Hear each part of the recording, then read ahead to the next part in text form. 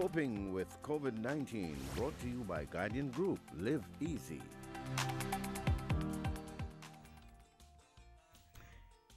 Good morning, Dr. Weller. Morning. Welcome back. Good to be here. Yeah, let's jump right in. So last weekend, we saw hundreds of young people take to the beaches in Florida for spring break. Some of them saying that, you know, coronavirus is not going to stop their partying and their drinking. As a matter of fact, we have some clips. I think we had some clips of what these young people in Florida were saying. I don't know if we could share some of that now so that you can hear for yourselves what these college students, 20 to 25-year-olds, were saying. To take precautions, granted, but it's spring break. What's spring break without a beat? I mean, if it's up to us, then let us handle it how we want to. Okay, so you heard what they're saying, you know, Corona is not going to stop me from partying and so on. And why are young people responding like this, do you think? Because they're young. It's as simple as that. They haven't had the life experiences, so they have nothing to reference it to. And I said that flippantly, but part of what we know is happening is that young people want to have fun. Yes. Their primary motivation is gratification, enjoyment, and they don't know how to delay it. I mean, that's standard. That has nothing to do with COVID-19. So they're going to try to behave. They're going to behave the way they have always done it, which means that they are putting themselves at risk. You also have, of course, the peer pressure. And I think you see that particularly with the guys. You know, you have to outmatch each other and you can't talk about being afraid and why you're not doing this. So you're going to have a lot of dynamics. But I think the main point we have to remember for this conversation is profiling is helpful to give you ideas. You use your data to build profiles, but you have individual choices in between. So we have to make sure we don't buttonhole, like pigeonhole people. Put everybody together in one group. Everybody's like that. Yes.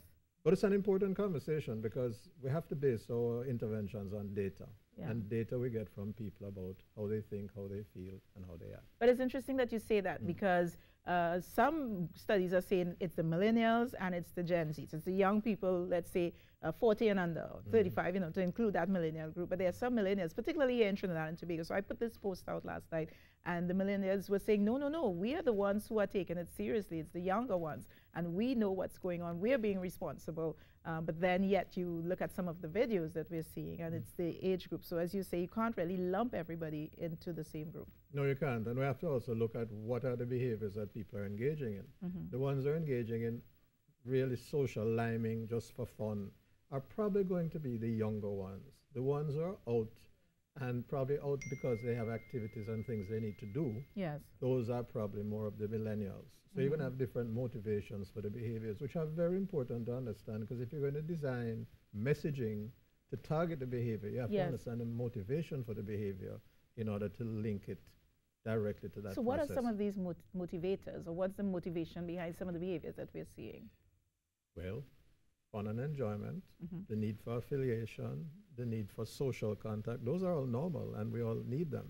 However, it's going to be mediated for older people by an understanding of what there is to lose. Yeah. Young people don't really have that much to lose. They feel invincible, and I'm generalizing, of course. So you have to find other messages to give them. The older folk, well, look at it in Trinidad. You went through the boom and the bust. They have no idea about it, the young people. They've never had to tighten their belts. They're accustomed to, if they have the resources, fet. If you have it, you can use it. So there's not an existing mindset, whereas the millennials who have been through this before have a reference point. They also have more to lose. They've worked, they've had their investments, etc. So maybe when you see millennials out, they're out doing business, they're out making connections with the long view. They still need to stop. They still need to self-isolate. And we have to target the messages all along the line. If you talk about older people, that might be a different story. Completely, because what is baffling the millennials as well as the let's say the Generation X's, right? The 40s, middle age there. So the elderly folk seem to not be taking it as seriously as you would think. So they're out shopping, they are traveling, taking international flights, they're on cruises.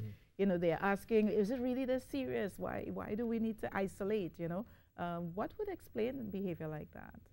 Well, again, we have to be careful and not generalize. Yes, but some of the issues that would come up. Well, when you say older now, it could be anywhere from the boomers into Gen X, okay? they are perhaps not taking it as seriously because, well, it's not that they're not taking it as seriously. They're perhaps choosing different assessments of their risk. And it partly is because they've been through these things before. They've seen challenges. They've been through what are their reference points for dangerous situations. And they're making decisions based on that. No, they're not necessarily the best decisions, but there's a frame of reference that they're using. They also, as I said before, have more invested. They have more to lose, perhaps, and that might influence their choices. Also have to think about, I know it's a broad span when you talk about the elderly, but the really older people, the 80, etc., 75, 80, may not actually fully understand all the dynamics of COVID-19. So you have to think about the cognitive processes. A lot of information is going on out there. It's very overwhelming. And you might find that there are older people who kind of just stick to one piece of information and cannot integrate all the rest that's going on. So Yes, yeah. and there's an issue called cognitive dissonance, of course. Yes. When what is being taught to you, what you're being asked to change, doesn't fit with your existing values and beliefs. And you see that, for example, in a very touchy issue of religious beliefs and faith-based organizations. If people believe that their God will protect and save them, and you're telling them not to go to their place of worship, then that's a significant dissonance for some people who feel that if they don't go to their place of worship, it's an indication that they don't really have faith in their God.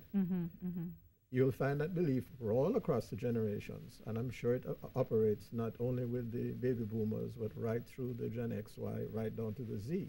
So again, our public education really needs to target the mindsets. We need to understand these mindsets, these profiles. Yes. One other concern or issue that came up in the research, let's go back to the younger ones now, in addition to wanting to have fun and that sort of thing, is the one of trust in leadership and trust in the messages that come from leadership. Is that something that is happening here from your perspective? There's always the issue of trust. And it's one of the reasons why the press briefings are so important when our leaders share the information. I think one of the gaps is that very often we share information in a very kind of didactic and preaching kind of zone, and we don't understand how the people who are receiving the information are processing it. And again, therefore, we're not matching the messaging to the mindset. We have to match the messaging to the mindset. Right. We need to know what people think when they hear a message and they say, yes, but. We need to know what that but is and include a response in our message to preempt the but. How do we do that? The research, the data, including the behavioral scientists, the communication experts, all the people who understand and use this kind of process and technique in their work. It has to be used also. Now, there's also the issue that it's special, well, all across the board, but perhaps more for the younger people.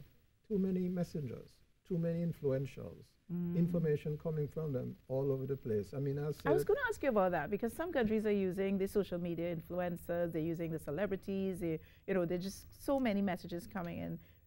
How effective is that? I think or how effective can that be? But I think it can be very effective if the social influencers are being influenced by people who have the facts.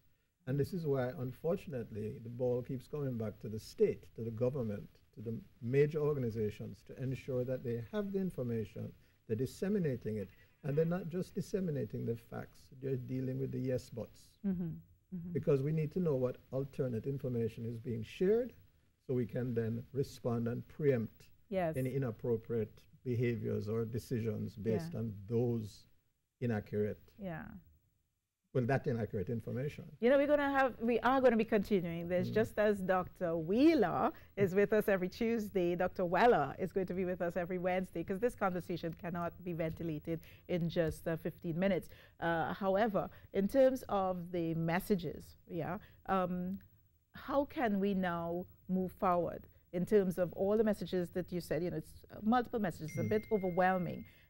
Where does the word compassion? Because we're seeing a bit of anger. We're seeing frustration at the persons who are not towing the line, so to speak, or not hearing the message. Is compassion in there at all? Is that word? Oh, I think compassion and kindness are critical. We have to combat the stigmatization and prejudices that we know are going to come up. There's always a need to blame somebody and punish somebody if we feel they're at fault. So we do have to keep that. You know, the good thing about our cultures in the Caribbean is that we are social, we are a community, and we have to leverage the positive aspects of that. Yes. In terms of compassion and kindness. You're your brother's keeper, your sister's keeper. You can't be a bystander in this thing. I think that's very critical to understand. In COVID-19, we cannot have bystanders. All of us are involved.